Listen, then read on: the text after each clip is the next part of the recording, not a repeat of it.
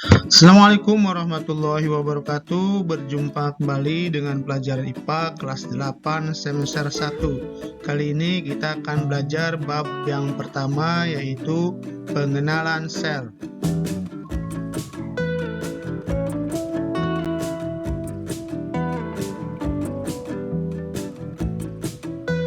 Bagian yang pertama, sel dan mikroskop.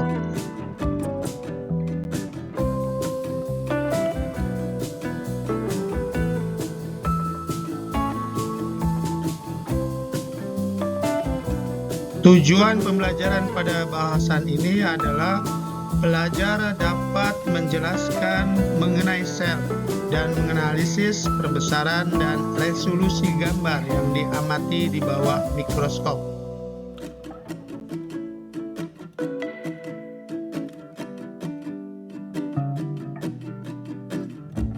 Baik, langsung saja kita bahas yang pertama, apa itu sel. Perhatikan bunga mawar ini. Apa yang membuat bunga berwarna-warni? Apakah yang membentuk bunga tersebut? Sekarang coba perhatikan tumbuhan yang mengalami pertumbuhan dan perkembangan. Mengapa makhluk hidup bisa bertumbuh dan berkembang? Sekarang perhatikan ruangan kelas. Pertanyaannya, apa sajakah yang menyusun ruangan kelas?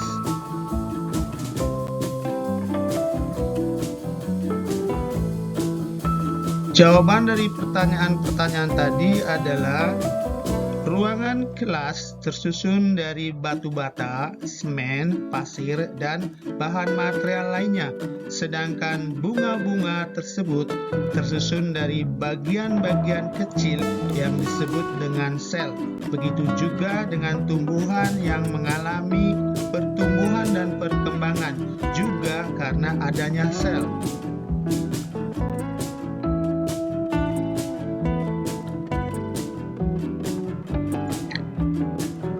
Bukan hanya bunga saja, tetapi seluruh makhluk hidup juga tersusun oleh sel.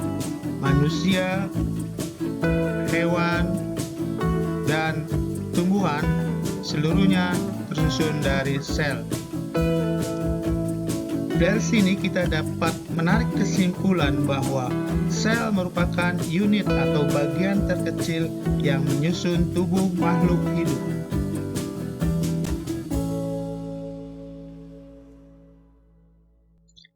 Selanjutnya kita bahas tentang teori sel.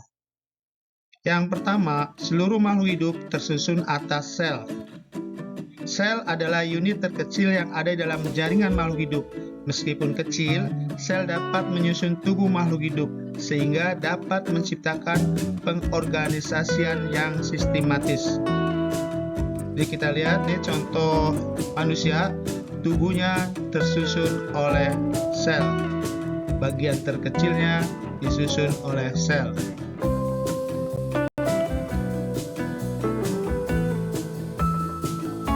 Teori yang kedua, sel adalah unit dasar dari struktur dan fungsi makhluk hidup.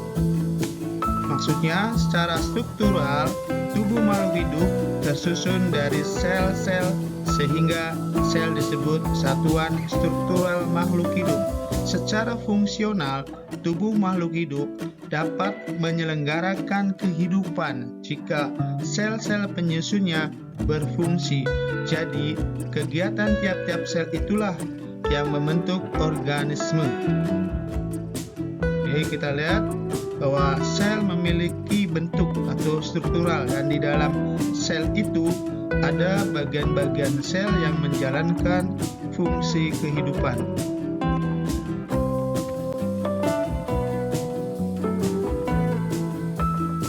Teori yang ketiga, seluruh sel berasal dari sel sebelumnya.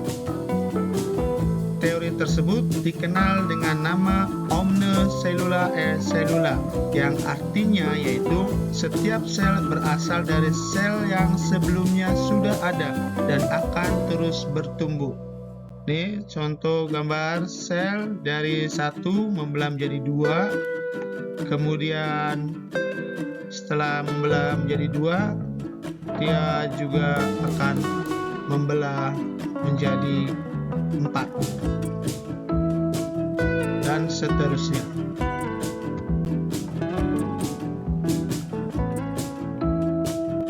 Kita bahas yang kedua, penemuan mikroskop. Yang pertama, mikroskop yang diciptakan oleh seorang ilmuwan asal Inggris bernama Robert Hooke. Ini adalah foto daripada Robert Hooke, dan beliau mengamati sayatan gabus dari kulit pohon. Dan ini adalah mikroskop yang diciptakan oleh Robert Hooke. Dan ini adalah gambar sayatan kulit pohon yang diamati oleh mikroskop buatannya.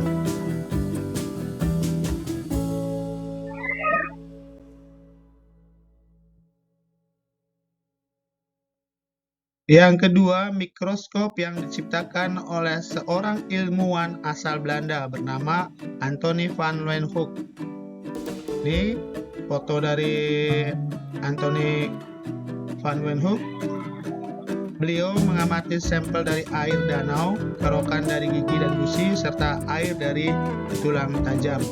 Dan ini adalah mikroskop yang diciptakan oleh Anthony van Leeuwenhoek.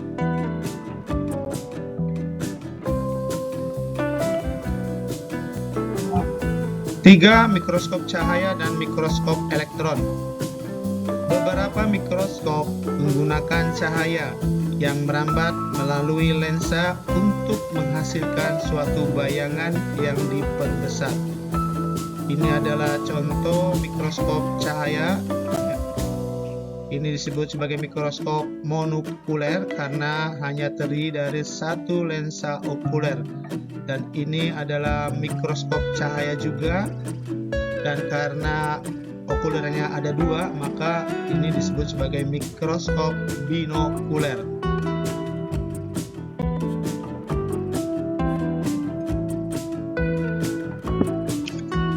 Selain mikroskop cahaya, beberapa mikroskop menggunakan sinar atau radiasi dari elektron. Karenanya disebut mikroskop elektron.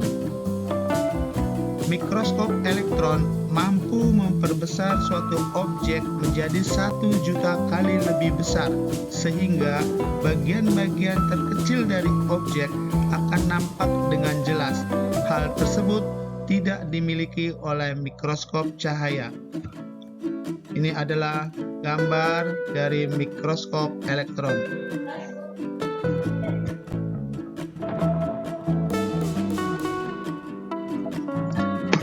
Dua karakteristik yang harus dimiliki oleh suatu mikroskop, baik itu mikroskop cahaya maupun elektron, adalah perbesaran dan resolusi gambar. Perbesaran berhubungan dengan perbesaran gambar, sementara resolusi berhubungan dengan kejelasan gambar. Ini adalah contoh hasil dari perbandingan gambar dengan resolusi rendah, sedang, dan tinggi.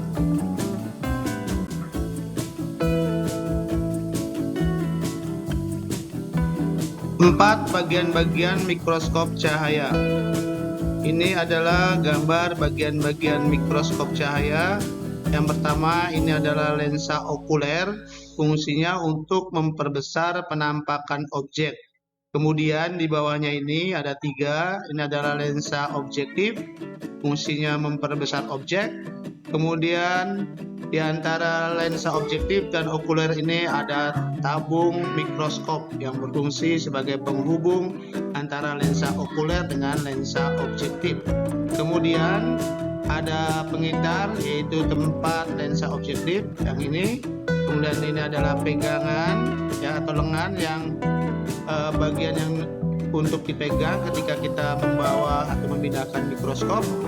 Kemudian di sini ada penjepit ya, fungsinya untuk menjepit objek yang diamati. Jadi ketika preparat sudah siap, kita masukkan di sini kemudian dijepit. Dan ada mikrometer ya, yang ini yang kecil, yang berfungsi untuk memfokuskan bayangan secara lambat. Dan kalau memfokuskan bayangan secara cepat, ini ada yang besar namanya makrometer. Kemudian di bawah sini ada tombol pengatur pemusat, yaitu untuk mengatur intensitas cahaya.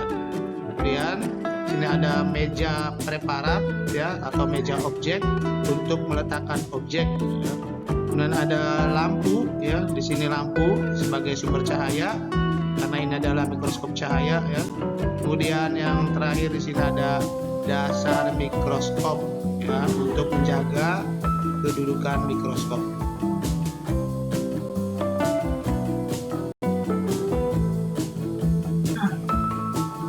Ketika kalian menaruh suatu benda untuk diamati di bawah mikroskop, maka benda itu disebut spesimen. Sementara yang kalian lihat melalui lensa okuler disebut objek gambar. Nah, sekarang bagaimana cara menghitung perbesaran total yang dihasilkan oleh sebuah mikroskop? Di sini coba perhatikan tabel, ya. Jika perbesaran lensa okulernya 10 kali, kemudian lensa objektifnya kalian pilih perbesarannya 4 kali, maka perbesaran total mikroskop itu tinggal dikalikan, yaitu 10 kali 4, jadi 40 kali. Kemudian kalau perbesaran lensa okulernya 10 kali dan lensa objektifnya juga 10 kali, maka perbesarannya adalah 10 kali 10, yaitu 100 kali. Begitu juga dengan jika lensa okulernya menggunakan perbesaran 10 kali, objektifnya 40 kali, maka perbesaran yang dihasilkan adalah 10 kali 40, yaitu 400 kali dari benda aslinya.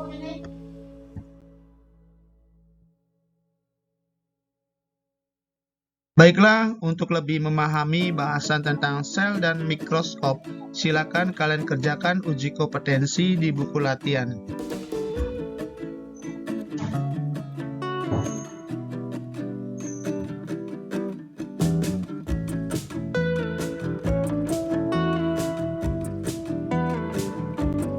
Untuk nomor 1 sampai dengan nomor 3, kerjakan secara individu, dan nomor 4 silakan dikerjakan secara kelompok.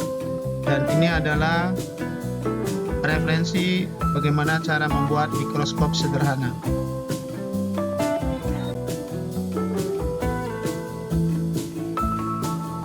Demikian bahasan pengenalan sel bagian pertama, sel dan mikroskop. Semoga bermanfaat. Terima kasih.